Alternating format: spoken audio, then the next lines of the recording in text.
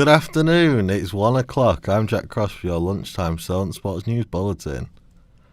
England captain Harry Kane hopes to continue his good run of form for England when they face Albania in World Cup qualifying tonight. The striker has struggled domestically with his club Tottenham this season after reportedly trying to leave in the summer. But Kane is confident things will look up soon with Spurs once he's helped Gareth Southgate's side make it to Qatar 2022. That's part and parcel of learning, that's part and parcel of being a big player, having to deal with those situations. And I think I dealt with it well, and now it's just about focusing. There's still a long way to go, club level, and now for me it's just about finishing these 2 games strong with England and finish off what's been a great calendar year. Some breaking rugby news that will affect fans of the Rugby Nation series now. It's been announced that England loosehead prop Ellis Denge has tested positive for COVID-19 on the eve of their Autumn Nation Series game against Australia. The 26-year-old returned a positive PCR result this morning from a test he took on Thursday. England Rugby have announced no further positive tests among players or staff. Now for some local news. Eastleigh take on Yeovil at Huish Park in the National League. The Spitfires are looking to bounce back after a 2-0 defeat to Boreham Wood last Saturday in the FA Cup. The side currently sit in 13th position and have a game in hand on some of the competition. Joe Parker reports live from the Silver Lake Stadium ahead of the match.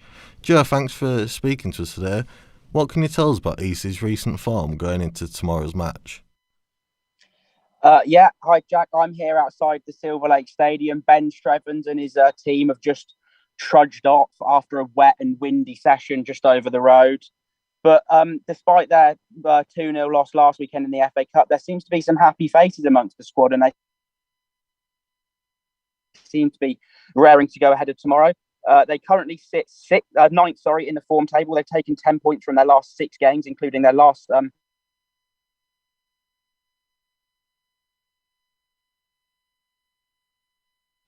league game was actually a 1-0. They'll be looking more.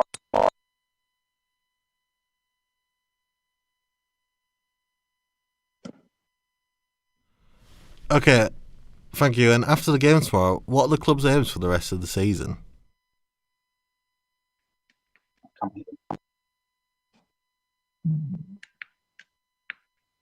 Hello? I just heard a bit of technical difficulty there. And after the game tomorrow, what do you think the club's aims are for the rest of the season? So I've actually just recently spoke to manager Ben Strevens.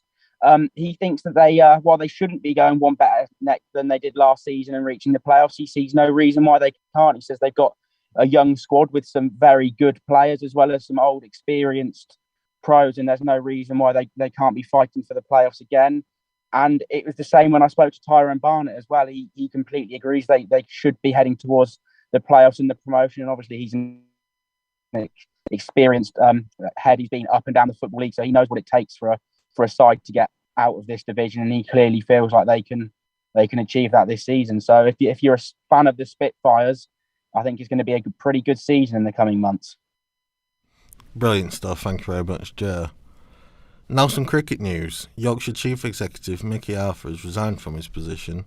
This stems from the current allegations regarding the racism scandal currently ongoing at the club. The county took no action into a report published by former player Azim Rafiq, stating he had been the victim of racial abuse. England Test captain Yorkshire cricketer Joe Root has said they need to find a way as a sport to better society and better the game.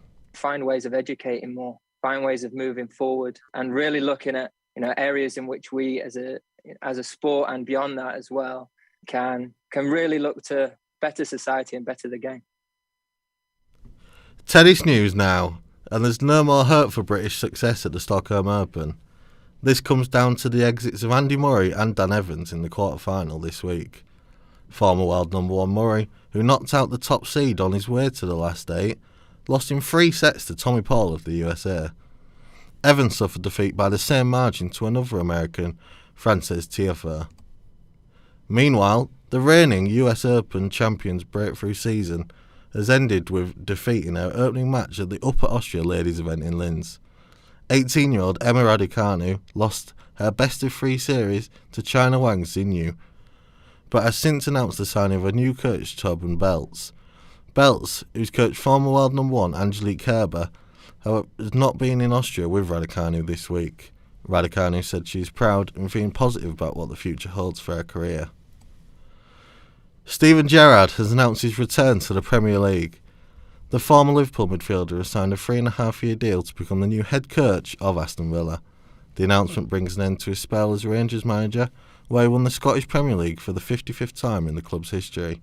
Former Liverpool teammate Jamie Carragher says that a move to England's top flight was always going to be tempting. It's not how big Villa is compared to Rangers. It's how big the Premier League is compared to the Scottish Premier League, and it's night and day. And any player who gets the opportunity, whether he's playing for Celtic or Rangers or a manager, to move to the Premier League, everyone will make that move. That's all from us for now. I'll be back in an hour. Meanwhile, remember you can keep up to date on our website, solentjournalism.co.uk, and also check our socials on Facebook, Twitter and Instagram.